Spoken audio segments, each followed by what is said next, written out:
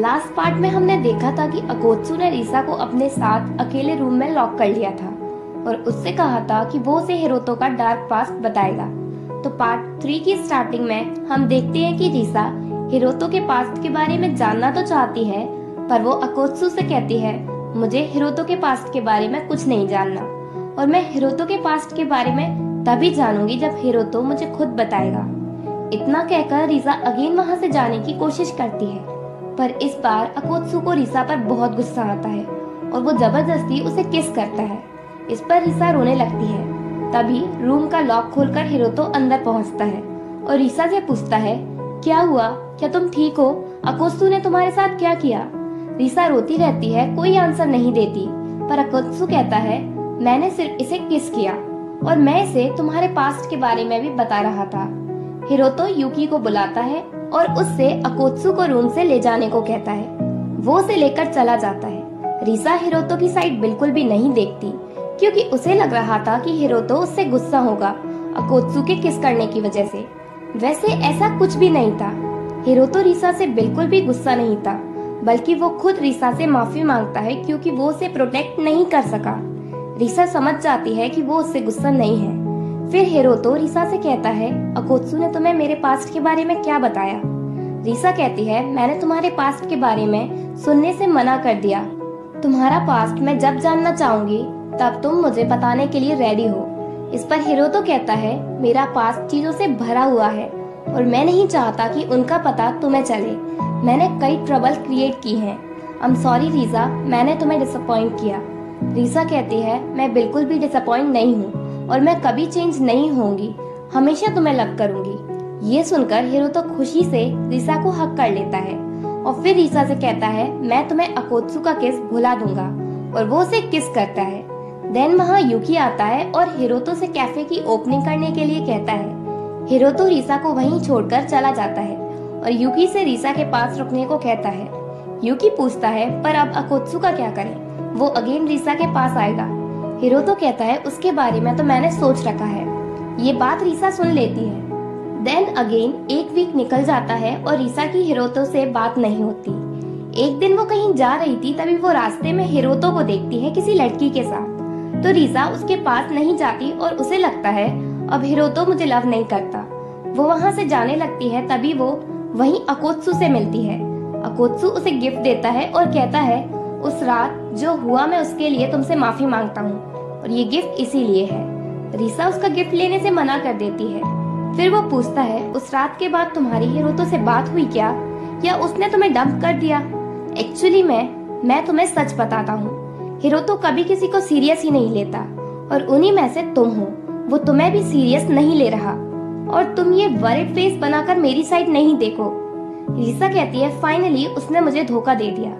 अकोत्सु कहता है अगर उसने तुम्हें धोखा दे दिया तो क्या अब तुम मेरी हो सकती हो। रिसा के कोई आंसर देने से पहले अकोत्सु को कंपनी से कॉल आता है।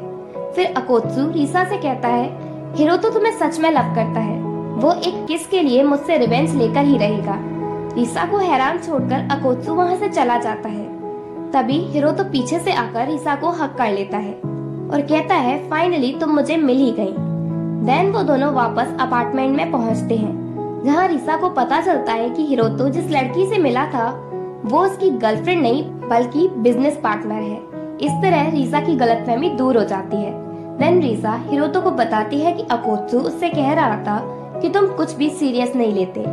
हिरोतो कहता है उसने सही कहा, पहले मैं किसी को भी सीरियस नहीं लेता था, पर तुम्हारे आने से सब बदल गया। अब तुम मेरे लिए बहुत इम्पोर्टेंट हो और मैं तुम्हें सीरियस लेता हूँ। नेक्स्ट डे रिसा की बेस्ट फ्रेंड नात्सुकी रिसा से मिलने टोक्यो आती है, जहाँ वो रास्ते में हिरोतो से मिलती है।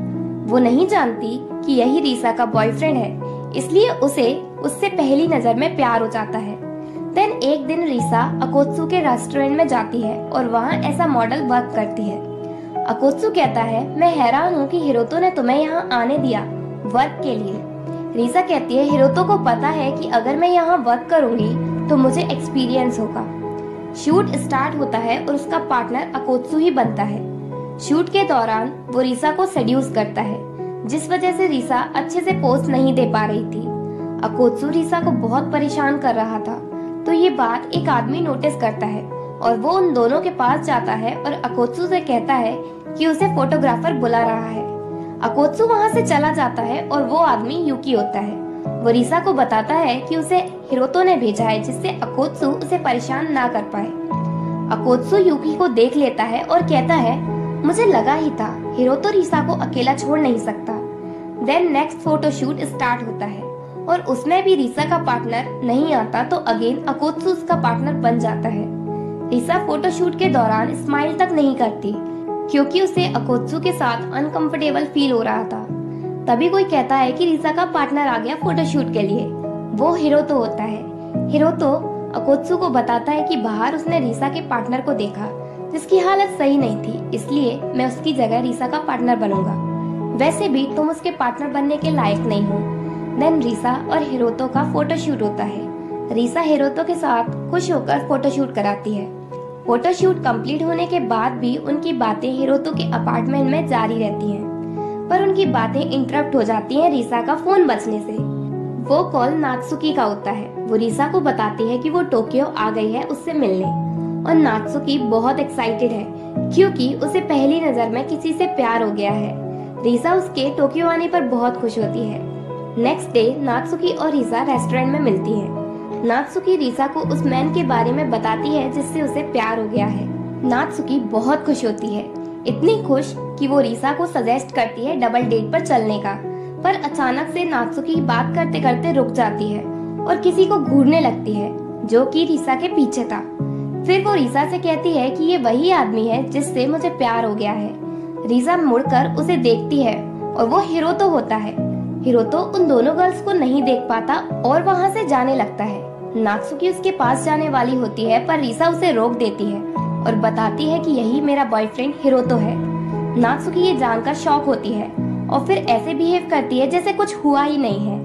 नात्सुकी रिसा के साथ उसके घर पर रहती है। हिरोतो रिसा को कॉल करता है पर वो उसका कॉल इग्नोर करती है नात्सुकी की वजह से कि कहीं उसे बुरा ना लगे। फिर नात्सुकी बाथरूम में चली जाती है, तभी कोई डोर नॉक करता है। रिसा जाकर देखती है तो वो हिरोतो होता है। वो वहाँ रिसा से मिलने आया क्योंकि उसे उसकी चिंता हो रही थी। रिसा उसे वापस जाने को कहती है क्योंकि अभी सही टाइम नहीं है। तभी हिरोतो शावर चालू होने की आवाज सुनता है। हिरोतो को लगता है कि शायद रिसा के साथ उसके घर में कोई आदमी है, इसलिए वो डायरेक्टली अंदर जाकर नहीं देखता बल्कि रिसा से ही जानना चाहता है। इसलिए वो उसे वॉल की साइड पुश करता है और शेड्यूल्स करने स्टार्ट कर देता है। तभी नात्सुकी चिल्लाकर रिसा से शैम्पू की पूछती है। हिरोतो समझ जाता है कि रिसा के साथ कोई आदमी नहीं बल्कि उसकी फ्रेंड है। वो तुरंत उससे माफी मांगता है और कहता है, मैं जेलस हो रहा था क्योंकि मेरी गर्लफ्रेंड सुपर क्यूट है। रिसा शॉक हो जाती है ये जानकर कि हिरोतो समझ रहा था कि उसके घर में कोई आदमी है। इस पर रिसा उससे कहती है, मैं कभी ऐसा नहीं करूंगी। हिरोतो कहता है, वैसे मैं यहाँ तुम्हें लेने आया था पर आज मैं तुम्हें तुम्हारी फ्रेंड के साथ रुकने देता हूँ, और फिर वो चला जाता है। देन जब नात्सुकी बाथरूम से बाहर आती है तो वो रिसा से पूछती है कि अभी कौन आया था। इस पर रिसा कहती है, मेरा पार्सल आया था। लेकिन नात्सुकी कहती है, तुम्हें झूठ बोलने की जरूरत नहीं है, मुझे पता है हिरोतो आया था। फिर वो रिसा से कहती है, तुम कितनी लकी हो, तुम्हें अच्छी यूनिवर्सिटी में एडमिशन मिल गया, वो भी टोक्यो में, और तुम्हारा बॉयफ्रेंड भी कितना अच्छा है। पर मैं बिना ट्राई किए हार नहीं मानूंगी, मैं हिरोतो को अप्रोच करूंगी जिससे मुझे पछतावा नहीं रहेगा। और वो रिसा से कहती है कि हम दोनों ही हिरोतो के साथ डेट पर चलेंगे। रिसा अपनी फ्रेंडशिप तोड़ना नहीं चाहती थी, इसलिए वो हाँ कह देती है, पर उसे विश्वास नहीं होता कि नात्सुकी अब उससे उसका बॉयफ्रेंड छीनने की कोशिश करेगी। और इसी के साथ पार्ट 3 एंड होता है।